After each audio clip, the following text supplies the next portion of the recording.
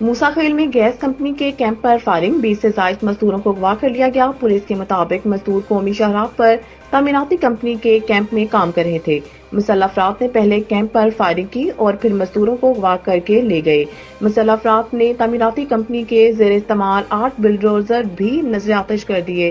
Police حکام کا کہنا ہے کہ علاقے کو گھیرے میں لے کر مزدوروں کی بازیابی کے لیے سرچ آپریشن شروع کر دیا گیا ہے۔ واضح رہے کہ گزشتہ روز پنجگور کے علاقے خدا بدن میں مسلح افراد نے گھر میں گھس کر اندھا دھند فائرنگ کر کے 7 مزدوروں کو موت کے گھاٹ اتار دیا تھا، جبکہ ایک مزدور شدید زخمی ہوا۔ ضلع انتظامیہ کے مطابق مرنے والوں کا تعلق پنجاب کے شہر ملتان سے ہے، جنہیں کالعدم بلوچستان لبریشن آرمی کے دہشت گردوں نے صفاقی اور بے دردی سے قتل کیا۔